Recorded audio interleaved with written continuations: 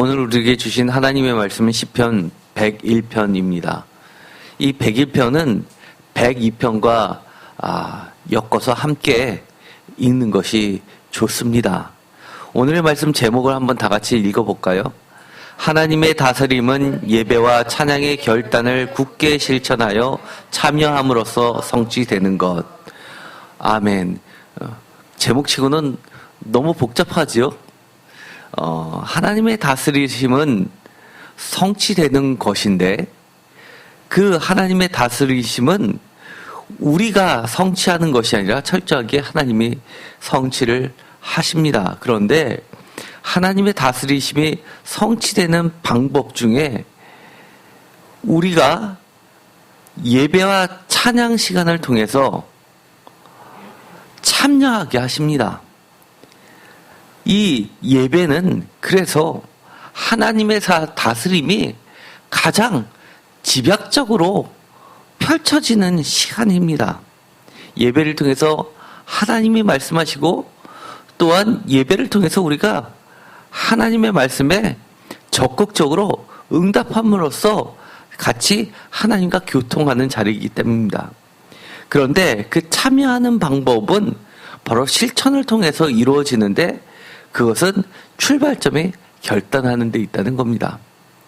그래서 제가 한 단어로 짤막하게 지으면 좋겠는데 이게 쉽지 않기 때문에 이렇게 길게 펼쳐보았습니다. 어떻게 보면 단 하나로 이야기하자면 이 101편은 한마디로 결단성입니다. 우리가 지금까지 여러 이 하나님의 다스림이라는 커다란 묶음을 했습니다. 시편 93편 그리고 95편과 99편은 하나님이 왕이시다라는 것을 그대로 이야기해주는 여호와 말렉시입니다. 왕이다라는 것은 다스린다는 표현이기도 합니다. 그런데 이것이 끝나자마자 110편에 가면 기쁨으로 즐겁게 예배하라라고 하면서 이 100편은 우리가 지난 주에도 했지만 한마디로 이야기하면 인내성이라고 할 수 있다고 했습니다. 예배에 들어가면서 어떻게 이 예배 부르고 있는지를 알려주고 있습니다. 그리고 오늘에 있었던 이 101편을 보면 제목이 다윗의 시입니다. 이 다윗의 시는 시편 제4권과 5권에 그렇게 많이 나오는 게 아닙니다.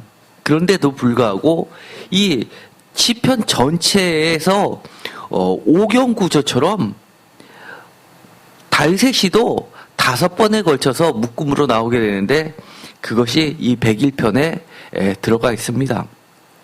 그런데 이 갑자기 잘 나오지도 않던 이 다윗이라는 이름이 이 제4권에서 이 101편에 갑자기 등장합니다. 왜 이렇게 등장할까요? 참된 왕은 하나님이신데 하나님께서 다스리시는데 그것을 예배를 통해서 모든 참여자들이 인정을 합니다. 고백을 합니다. 그리고 나서 특별히 포로 귀한 공동체들이 하나님 앞에서 이 성전을 재건하면서 예배를 드리러 가면서 그들이 바랬던 것은 가장 그들이 왕성했다고 하는 다윗 시대처럼 지금은 왕이 없지만 이 바벨론 왕이 지배하는 것이 아니라 또 포로 귀한 공동체의 배경이 되었던 이 페르시아 왕이 다스리는 것이 아니라 다시금 하나님이 세우신 왕에 의해서 하나님의 다스리심이 중재자 새로운 메시아에 의해서 펼쳐지기를 바라면서 그 왕이 새로운 다윗처럼 하나님 앞에 서기를 간절히 바라는 소망이 담겨 있습니다. 그래서 다윗의 시이지만 이것은 메시아의 시라고도 할 수 있습니다. 그런데 이 새로운 메시아가 어떻게 하나님 앞에 예배 드리면서 고백하고 있냐 하면 1절에 이렇게 고백하고 있는 겁니다. 1절 내가 인자와 정의를 노래하겠나이다. 여호와여 내가 주께 찬양하리이다 라고 맨 처음을 고백하고 있는 겁니다. 인자와 정의를 노래하겠습니다. 찬양하겠습니다는 바로 예배드리겠습니다인데 예배드림의 정 가운데는 인자와 정의가 있습니다. 그런데 새 번역은 이렇게 번역합니다. 주님, 주님의 사랑과 정의를 노래하렵니다. 주님께 노래로 찬양 드리렵니다. 라고 하면서 개역개정에 없던 말을 하나 붙입니다. 그것이 주님의 라는 말입니다. 일반적인 사랑과 정의를 노래하겠다라고 하는 것이 아니라 하나님의 사랑과 정의를 노래하겠다라고 이야기합니다. 사실 인자는 헤세드는 사랑으로도 번역이 됩니다. 그것이 현대인의 생각에서, 현대인의 성경에서도 주의라는 말로 들어가 있습니다. 이것은 굉장히 중요한 말입니다. 세상에서 많이 이것이 사랑이다, 이것이 정의다 라고 하지만 성경은 이렇게 이야기하는 겁니다. 사랑 그리고 정의, 이것은 세상에서 말하는 정의, 사랑, 인자가 아니라 하나님 자신이 인자와 정의고 사랑이라고 이야기를 하는 겁니다. 하나님은 철저히 정의시다라고 이야기하는데 왜 정의입니까? 하나님의 인자와 정의, 사랑이 가장 지배적으로 드러나는 사건이 바로 예수 그리스도의 십자가 사건인데, 모든 인간은 죄가 그 앞에, 하나님 앞에 드러난다라는 것이 철저하게 드러난 사건이 바로 십자가 사건이었습니다. 아무 죄도 없으신 예수 그리스도조차도 십자가에 달려 죽게 만드는 인간 앞에 그야말로 하나님의 정의는 바로 세워진 사건이었습니다. 그렇기 때문에 하나님의 정의, 심지어 하나님 자신을 죽인 이 인간들에 대해서 똑같이 보복하는 것이 아니라 그들에게 새롭게 세워질 수 있도록 인자와 사랑을 베푸시는 하나님의 그 정의, 우리들도 따라가야 할 인자와 정의라는 것을 만 백성 앞에 공포한 사건이 하나님의, 주님의 사랑과 정의라는 겁니다. 다윗이 이렇게 이야기를 하는 겁니다. 내가 사람들을 옥죄일 때 쓰는 정의가 아니라 하나님의 인자와 정의를 노래하겠습니다, 예배드리겠습니다, 선포하겠습니다, 찬양하겠습니다 라고 이야기하는 겁니다. 그 대표적인 사건이 바로 밧세바 사건 앞에서 하나님께서 그의 죄를 낱낱이 드러낸 것입니다.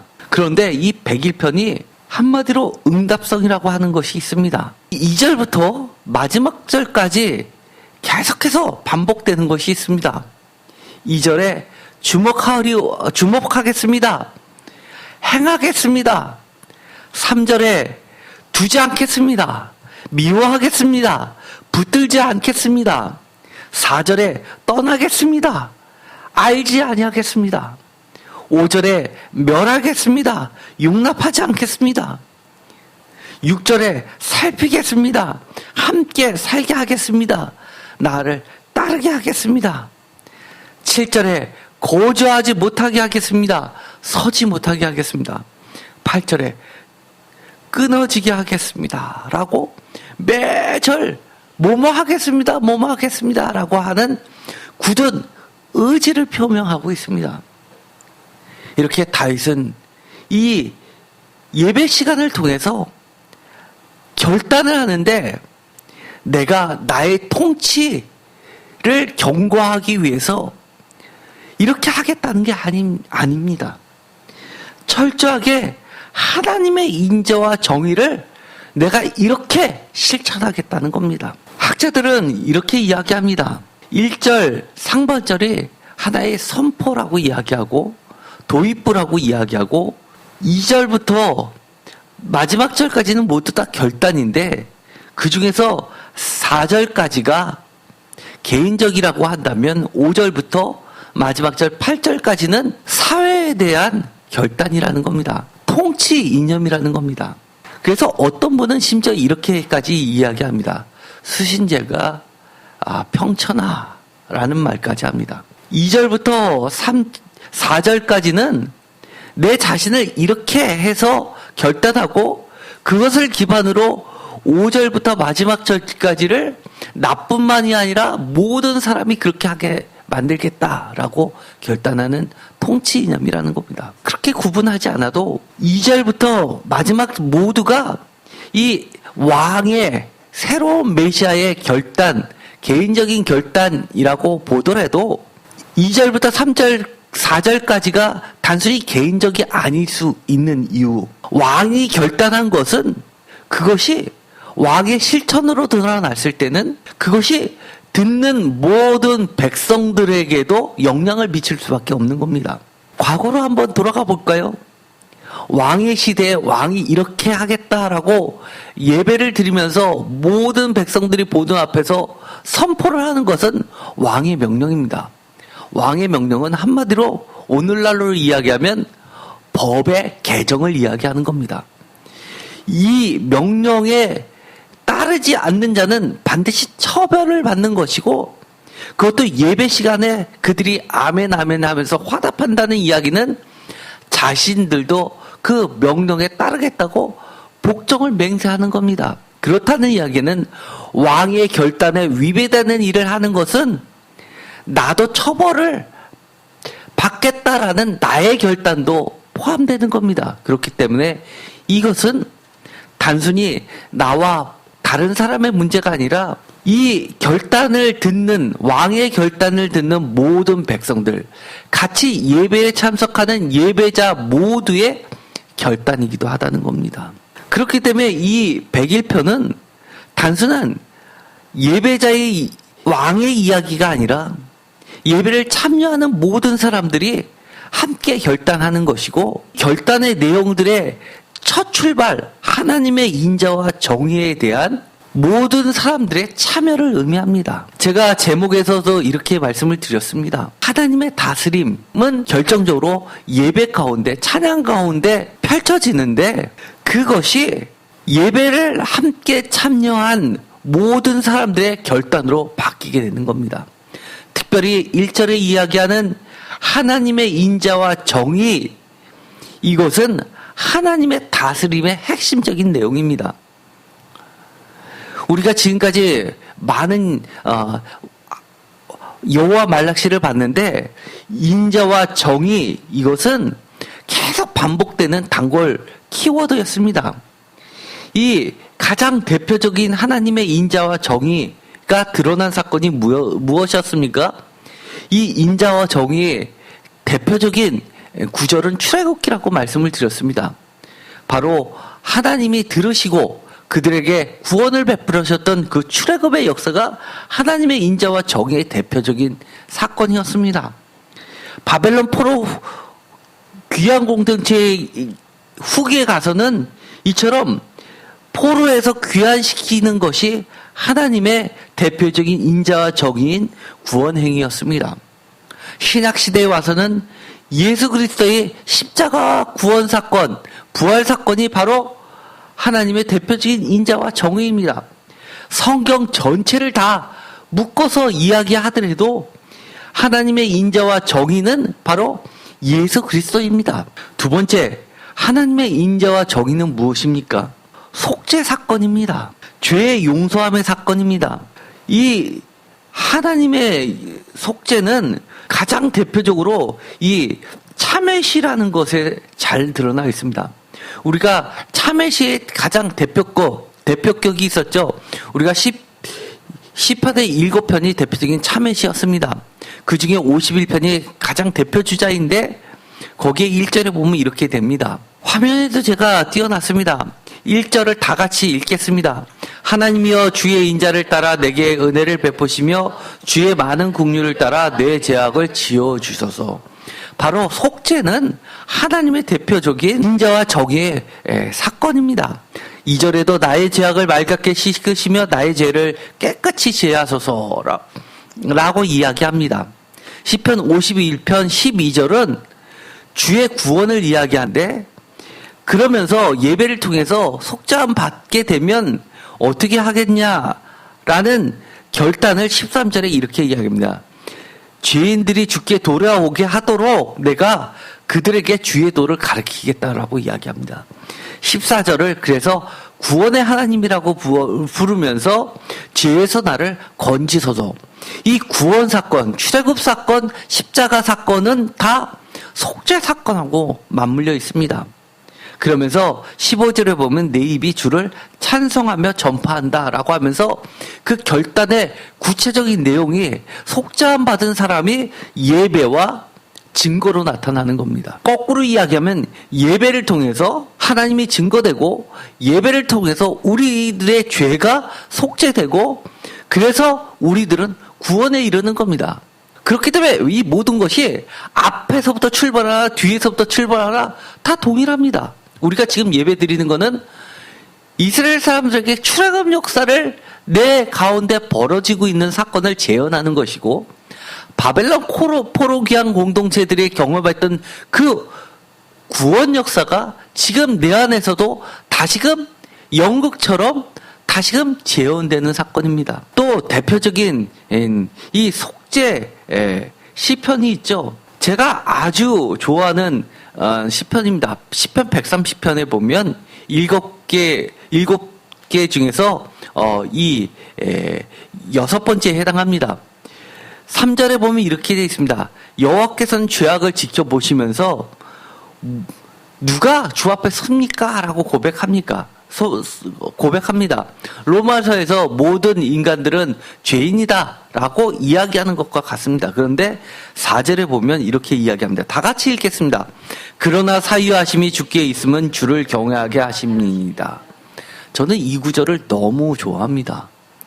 우리가 누구나 죄인이지만 그럼에도 불구하고 하나님께 예배 드릴 수 있는 것은 사유하심이 속죄하심이 주께만 있기 때문입니다. 우리 그렇기 때문에 다른 데 가지 않고 예배 드리는 거 아닙니까? 우리가 예배 안 드리고 선한 일 한다고 NGO 단체에서 심하게 거기서 열심히 활동을 한다고 속죄함이 이루어집니까? 그렇지 않습니다. 예배가 많은 선행보다도 항상 최상위에 놓일 수 있는 것은 바로 우리 인간으로서는 해결할 수 없는 죄 사유함의 문제가 정 가운데 있기 때문입니다. 하나님이십니다. 시편 130편 7절에 보면 이렇게도 이야기하십니다. 오늘 우리가 읽었었던 말씀하고 똑같은 말씀을 하십니다. 주의 인자하심. 그래서 우리가 여호와를 바라고 예배하는데 그래서 우리가 예배 시간에 하나님을 바라보면서 우리가 결단하고 바라보다 우리의 목표를 하나님의 인자하심에 두는 이유 풍성하신 성량이 하나님께만 있기 때문입니다. 그래서 8절에 보면 모든 죄악에서 속량해 주시는 하나님을 찬양하고 있는 겁니다. 뿐만 아닙니다. 우리가 오늘 101편을 했는데 102편에도 그와 비슷한 말이 이어지고 있습니다. 102편도 참회 시 7개 가운데 5번째 속하는 시입니다. 참회 시가 7개가 있는데 6편, 32편, 38편, 51편, 102편, 130편, 143편입니다. 그런데 이 102편은 회개합니다라는 말이 전혀 나와 있지 않습니다. 9절에 보면 나는 죄를 양식같이 먹으며 나는 눈물이 섞인 물을 마셨나이다라는 이 구절 하나 들어가 있습니다. 죄를 지은 사람들이 속죄할 때 제물을 드린 그 죄를 뿌린 것을 몸에 뿌림으로써 그리고 물로 흐르는 물에다 씻으면서 죄를 속죄하는 그 의식에 포함되어 있었던 것으로 추정하고 있기 때문입니다. 그러면서 12절에 보면 여호와여 주는 영원히 계시는데 그 긍휼하심을 노래하고 있습니다. 그러면서 시온을 긍휼히 여기시는 그 때에 대해서 은혜를 베푸실 때를 바라보고 있습니다. 바로 102편 103절입니다. 이처럼 하나님의 인자와 정의 이것은 영원한 우리들의 노래입니다. 세 번째, 또 하나님의 인자와 정의가 그대로 적나라하게 드러나는 사건이 있습니다. 그게 바로 인도하심입니다. 그래서 대표적으로 이 민수기 때 인도하시고 시편 23편에서도 양으로 우리를 비유하면서 우리를 푸른 초장으로 인도하시는 하나님을 노래하는 겁니다.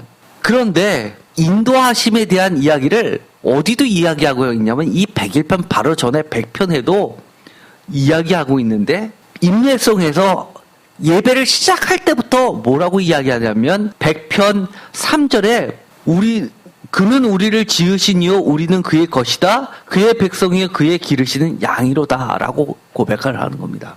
그래서 이 하나님의 인자와 정의는 정리하면 가장 대표적인 사건 첫 번째 구원입니다. 구원은 출애굽과 바벨론 포로 귀환과 마찬가지로 예수 그리스도에 의해서 성취됩니다. 두 번째는 속죄입니다. 용서입니다. 세 번째는 이렇게 인도하심에 있는 겁니다. 그것을 증거하겠다고 이야기합니다. 세 가지가 집약적으로 함축된 이 예배 시간에 이 예배자 메시아는 하나님의 음성을 들었습니다. 내가 예배를 드리지만 예배 가운데 하나님의 음성을 듣고 이렇게 고백하는 것들이 구체적으로 나오게 됩니다. 그렇기 때문에 하나님의 다스리심을 우리는 예배를 통해서 내 안에 펼쳐지기를 강력하게 바라는 것처럼 바라는 것이 실제로 내 삶에서 이루어지는 것을 실현하는 방법이 바로 내가 결단하는 데에서부터 시작이 됩니다. 2절을 보면 이렇게 되어 있습니다. 내가 완전한 길을 주목하오려니 주께서 어느 때나 내게 임하시겠습니까? 라고 하면서 하나님의 임재하심을 소망하고 있습니다. 하나님의 임재하심은 다른 말로 뭡니까? 하나님의 다스리심이라는 겁니다. 지금까지 93편부터 계속 이 101편까지 이어지는 이야기를 하고 있는 겁니다.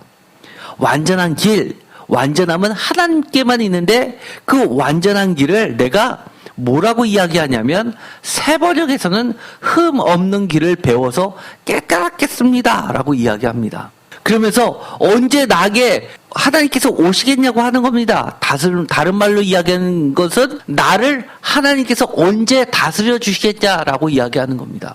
우리가 늘 이야기하죠. 하나님이 나를 좀 다스려 주셨으면 좋겠습니다. 저도 하나님이 저를 다스려 줬으면 좋겠습니다. 성령이 강력하게 임한다라는 것은 우리 누구나 다 압니다. 그런데 그 이유가 문제입니다. 성령이 임하시면 나는 가만히 있는데 자동적으로 마치 로봇처럼 막 움직여지고 성령이 운전하면 차가 우회전하면 성령의 운전함에 따라서 오른쪽으로 가고 좌측으로 가고 이렇게 나의 의지하고 전혀 관계없이 자동적으로 되는 것을 생각하는 경우들이 많이 있습니다. 오늘의 말씀은 뭐라고 이야기하냐면 내가 감정의 문제가 아니라 내 의지를 다해서 하나님의 음성을 듣고 그 음성에 따르겠다고 심지어 내가 그 길을 배워서 깨닫겠다고 이야기를 하는 겁니다. 그러면서 완전한 마음으로 내 집 안에서 행하겠습니다라고 이야기를 합니다. 표준세 번역어는 흠이 없는 마음으로 살렵니다 라고 이야기하고 현대인의 성경은 심지어 이렇게까지 번역합니다. 내가 흠 없이 살기로 노력하겠습니다. 깨끗한 마음으로 살겠습니다 라고 이야기합니다. 그러면 사람들이 이렇게 오해할 수도 있습니다. 나의 의지로 되면 구원도 나의 구원으로 스스로 이루는 거 아니야? 속죄도 내 스스로 이루는 자속 아니야? 스스로 속죄하는 거 아니야? 하나님이 타속, 하나님이 타인이, 내가 아닌 하나님이 속죄하는 거가 아닌 게 아니야? 라고 그렇게 오해할 수 있습니다. 그러나 이 구절을 보면 여러분들이 그게 아니구나 라는 것을 단번에 알 수 있습니다. 구약 전체에서 이스라엘 사람들에게 있어서 한 절을 꼽으라 하면 이 말씀을 꼽습니다. 여러분 아주 잘 알고 있는 거죠. 심지어 히브리어를 모르는 일반인들도 다 합니다. 쉐마 이스라엘, 들으라 이스라엘. 신명기 6장 4절부터 이어지는 말씀입니다. 다 같이 읽어볼까요? 이스라엘아 들으라, 우리 하나님 여호와는 오직 유일한 여호와이시니. 5절, 너는 마음을 다하고 뜻을 다하고 힘을 다하여 내 하나님 여호와를 사랑하라. 6절, 오늘 내가 내게 명하는 이 말씀을 너는 마음에 새기고. 7절, 내 자제에게 부지런히 가르치며 집에 앉을 때든지 길을 갈 때든지 누워 있을 때든지 일어날 때든지 이 말씀을 강론할 것이며. 8절 너는 또 그것을 내 손목에 메어 기호를 삼으며 내 미간에 붙여 표로 삼고 9절 또 내 집 문설주와 바깥문에 기록할지니라. 아멘. 사실 이 말씀은요, 들으라라는 쉐마는 우리가 전에도 이야기했죠. 들으라라는 샤마르에서 출발한 말인데 이것은 듣다는 따르다, 순종하다, 믿다 이것과 다 같이 연결되는 말이라고 말씀을 드렸습니다. 가장 중요한 이 말씀, 모세 오경을 가장 대표한다는 이 말씀을 보면 이렇게 되어 있습니다. 5절에 너는 마음을 다하고 뜻을 다하고 힘을 다하여 내 하나님 여호와를 사랑하라. 하나님 여호와를 사랑하는데 감정적인데 거기에 마음과 뜻과 힘을 다하라라고 이야기합니다. 이 이야기는 하나님의 다스리심이 펼쳐지는데 하나님의 다스리심은 뭡니까? 한마디로 하나님을 말씀을 듣고 하나님을 따르고 하나님을 순종하고 하나님을 믿는 겁니다. 그 내용은 우리 하나님 여호와는 오직 유일하신 여호와라는 우리의 예배의 중심 내용입니다. 그런데 거기에 보면 그 하나님의 다스리심이 나한테 펼쳐질 때 하나님이 어떻게 하시냐면 우리에게 요청하시는 것, 요청은 참여시키는 겁니다. 너도 하나님의 다스림 가운데 온전히 서라 할 때 너의 마음을 다하라, 뜻을 다하라, 힘을 다하라라고 얘기합니다. 전인격적으로라고 이야기를 하는 겁니다. 그러면서 이 뒷구절에 나오는 이 모든 말씀이 다 짜그리면서 대꾸와 대칭의 형식으로 사실 이 말씀을 다 동일하게 반복하고 있습니다. 내용은 여러 가지로 이야기하고 있지만 이 구절들을 볼까요? 6절에 말씀, 명령이 나옵니다. 그리고 새긴 그 말씀과 명령이 다시 7절에도 말씀이 나오고 8절에도 기호와 표라는 걸로 바뀌어집니다. 그 다음에 마음에 새긴다라는 것은 9절에 기록한다라는 말로 바뀌어집니다. 그러면서 가르친다라는 말은 강론한다라는 말하고도 대칭됩니다. 그리고 앉았을 때 길을 갈 때는 움직이지 않을 때와 움직일 때, 누워있을 때, 일어날 때, 이 말들도 대꾸를 이룹니다. 그리고 손목, 미간, 한마디로 맨 끝부분과 맨 윗부분. 그래서 이것은 문설주, 바깥문 이렇게 이야기하는 것처럼 모두 다 안과 방 모두를 이야기하는 겁니다. 처음과 끝. 그래서 내 자녀에게 불의전을 가르치면서 집에 앉았을 때든지 길을 갈 때든지 누워있을 때든지 일어날 때든지 그 다음에 손목에 메어 미간에 붙여 문설주 바깥문 이런 말들은 다 뭐하고도 같은 말이냐면 처음부터 끝까지 마음과 뜻과 힘을 다하여 다하고 세 번이나 반복하는 것처럼 또 마음을 다하고 뜻을 다하고 힘을 다하여라는 말을 구체적인 실천 방식으로 같은 말을 이렇게 여러 가지로 펼쳐놓은 거나 마찬가지입니다.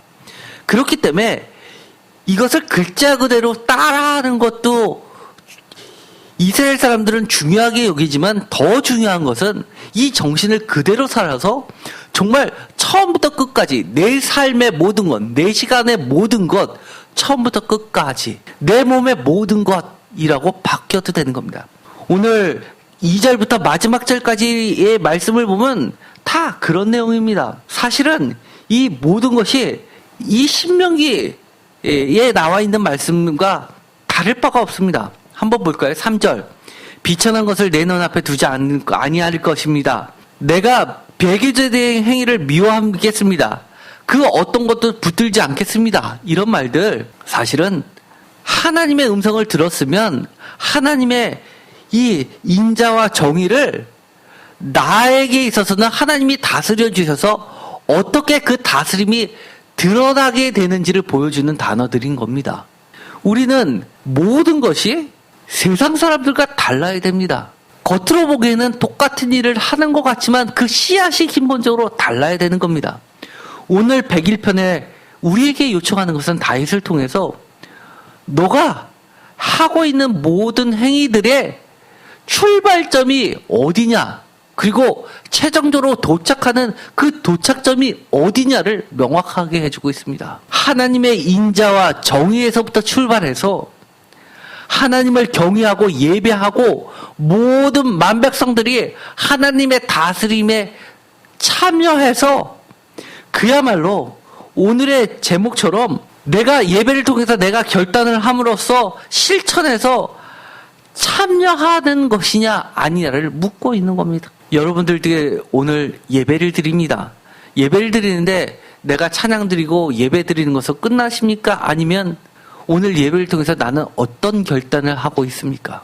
나의 결단이 내 하나님과 관계없는 나의 의지, 내 목표를 달성하는 결단으로 나아갑니까? 아니면 내 목표가 아니라 하나님의 목표에 다시 한번 나의 목표를 하나님의 목표로 방향을 틀고 그 목표를 실천하는 방향으로 하나님의 다스림을 펼쳐내는 방향으로 내가 결단하고 있는지를 우리는 점검해 봐야 됩니다.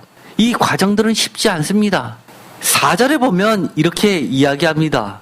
심지어 악한 일을 내가 알지도 아니할 것이다. 사악한 마음이 내게서 떠날 것이다. 라고 이야기하는데 새번역은 이렇게 이야기합니다. 구부러진 생각을 멀리하고 악한 일에는 함께하지 않겠습니다. 공동번역은 삐뚤어진 마음을 나에게서 멀리하고 악한 자를 나는 처음부터 모르옵니다. 현대인의 성경은 내가 못된 마음을 버리고 악을 멀리하리라 라고 이야기합니다. 5절에 보면 자기의 이웃을 은근히 헐뜯는 자를 내가 멸할 것이요 라고 이야기하는데 새번역에서는 숨어서 이웃을 헐뜯는 자라고 이야기하고 공동번역에서는 뒤에서 라고 이야기하고 현대인의 성경은 몰래라고 이야기합니다. 은근히라고 하는 것을 봐서 번역들은 다 윤리적인 의미로서 해석을 합니다. 그러나 원문에 보면 일부 사본에서들은 이 은근히 헐뜯는 이 말이 빠져 있습니다. 그렇다는 얘기는 이것이 단순한 윤리적 차원이 아니라 정의를 세우는 구조적인 문제로 봐야 된다는 겁니다. 정의는 정의입니다. 이런 것들이 사실은 성경에서 이야기하는 단순히 몰래 숨어서 그 다음에 뒤에서라는 험담 수준이 아니라 정의를 왜곡시키는 모든 구조적인 이야기를 드러내는 말이라고 하는 것이 오히려 더 적합합니다. 그렇기 때문에 비리를 들춰내는 것 자체가 침묵하지 않게 만드는 중요한 요소입니다. 예를 들어서 이것을 단순히 윤리적인 차원으로만 이야기한다면 예수님은 헐뜯는 자가 돼버리고 맙니다. 선지자들은 뒤에서 숨어서 이웃을 헐뜯는 자가 돼버리고 맙니다. 그러나 그렇지 않다는 겁니다. 이 6절에 보면 너무나 멋진 말이 있습니다. 내 눈이 이 땅에 충성된 자를 살펴 나와 함께 살게 하리니 완전한 길에 행하는 자가 나를 따르리로다. 표준세 번역은 이렇게 번역합니다. 나는 이 땅에서 믿음직한 사람을 눈여겨보았다가 내 곁에 있게 하고 흠이 없이 사는 사람을 찾아서 나를 받들게 하렵니다. 공동번역에서는 허물 없는 길을 걷는 자 내 일꾼으로 삼으리라. 현대인의 성경은 이 땅에서 신실한 자를 살펴 나와 함께 살게 할 것이고 흠없이 정직한 자들이 나를 섬길 것이다. 저는 이 말이 너무 멋집니다. 이러기 쉽지 않습니다. 많은 사람들 중용하는데 나에게 좋은 말하고 내 말에 무조건 순종하고 나한테 칭찬하는 사람들 곁에 두려고 하는 사람들이 많이 있습니다. 내가 잘못된 일을 시켜도 무조건 이해하고 따를 사람들을 찾습니다. 이 땅에 충성된 자는 하나님 앞에 충성된 자를 이야기합니다. 완전한 길, 이것은 하나님을 올곧게 쫓아가는 자를 이야기합니다. 이런 사람들을 눈여겨보겠다고 하는 겁니다. 그래서 그런 사람들을 내게 찾아오지는 않아도 내가 찾으러 다녀서 그런 사람을 통해서 내 일꾼으로 삼겠다라고 하는 겁니다. 그래서 내 뜻이 펼쳐지는 게 아니라 하나님의 다스림이 온 만방에 펼쳐지게 하겠다는 겁니다. 우리는 정말 눈이 높고 마음이 교만한 자를 이 5절에서 이야기하는 것처럼 용납하지 않을 정말 결단해야 됩니다. 나보다 힘이 세지만 눈이 높고 마음이 교만하기 때문에 우리는 그 사람들과 함께 하지 않을 결단도 필요합니다. 7절에 보면 이렇게 되어 있습니다. 거짓을 행하는 자는 내 집 안에 거주하지 못하며, 새 번역은 이것을 속이는 자, 공동 번역에서는 사기 행각 일삼는 자라고도 번역을 합니다. 내 목전에 서지 못한다라는 이 말은 어떻게 보면 하나님 앞에서도 서지 못하게 하겠다라는 말하고도 동일합니다. 심지어 이 8절에 보면 어떤 말까지 하냐면 이 땅의 모든 아기를 멸하겠다라고까지 이야기합니다. 멸하겠다라는 이 말은 정말 끊어뜨리겠다는 말입니다. 생명을 앗아가겠다는 말입니다. 그래서 공동 번역은 어떻게 번역하냐면 숨통을 끊어버린다라고 하는데 그것도 아침마다 찾아내겠다라고 이야기합니다. 우리가 결심은 하면 끼케야 3일이라는 말이 있습니다. 그런데 아침마다 언제까지? 다 끊어질 때까지 온전하게 끝까지 지켜낼 거라는 겁니다. 그래서 현대인의 성경은 이것을 이렇게 번역합니다. 내가 이 땅에서 매일 악인들을 제거할 것이니 악을 행하는 자들이 다 여호와의 성에서 추방될 것입니다. 여호와의 성, 작게는 이 교회입니다. 교회가 나의 삶터로 확장되고 온 세계가 바로 여호와의 성이 되는 겁니다. 예수님께서 하나님의 나라가 천국이 가까이 왔다, 이 땅에 가까이 왔다라고 이야기합니다. 하나님의 나라가 온 백성 앞에 들려질 때, 그리고 우리가 예배를 통해서 하나님의 말씀에 대해서 구체적으로 응답하고 나도 그래야지라고 결단할 때, 그때 온 세계는 여호와의 성이 될 것입니다. 오늘은 저도 제 자신에게 있어서 내가 결단한 것은 무엇인가 라는 부분을 많이 생각하면서 이 말씀을 준비했습니다. 여러분의 삶 가운데 예배를 통해서 하나님이 나에게 들려주시는 음성들이 있을 겁니다. 예배를 통해서 하나님은 뭐를 원하는지, 하나님이 어떻게 내 삶을 다스리기를 원하는지 들으셨다면 그것에 대한 결단을 하시기 바랍니다. 그리고 그것을 구체적으로 매일매일 찾아서 실천해 보시기 바랍니다. 101편은 예배의 자리가 그런 것이라고 이야기를 하는 겁니다. 우리가 찬양부 드리고 그리고 헌금하고 그리고 나서 헤어지는 것이 아니라 정말 내가 이 예배 시간에 나갔을 때 하나님의 다스림이 내 삶에 구체적으로 어떻게 펼쳐질 것을 기대하시면서 나도 그 하나님의 다스림, 구체적으로 하나님의 인자와 정의를 내가 어떻게 참여하겠다라는 것들을 반드시 마음속에 결단하시기 바랍니다. 기도하고 마치겠습니다. 하나님 감사합니다. 하나님 예배를 통해서 하나님이 내 삶에 구체적으로 임재하여 주옵소서. 다스려 주시옵소서. 내가 주저하고 있는 것들을 멸하여 주시옵소서. 내 속에 있는 악한 생각들을 다 끊어 주시옵시고 하나님이 철저하게 우리의 삶을 지배하여 주옵소서. 그리하여 우리가 예배를 통해서 회복된 기쁨이 내 삶 가운데서 기쁨과 즐거움으로 구원으로 속죄로 열매 맺게 하여 주옵소서. 그래서 우리 모두가 하나님의 증거자들이 되게 하여 주옵소서. 매 순간 어려움이 닥쳐옵니다. 우리가 기도하지만 매일매일 문제들이 발생합니다. 하나님 여호와의 다스리심이 내가 결단할 때, 내가 실천할 때 구체적으로 인도하심으로 나타내 주시옵소서. 하나님이 인도해 주시면 우리는 양이기 때문에 걱정이 없습니다. 하나님 구체적으로 다스려 주시옵소서. 예수 그리스도의 이름으로 기도드렸습니다. 아멘.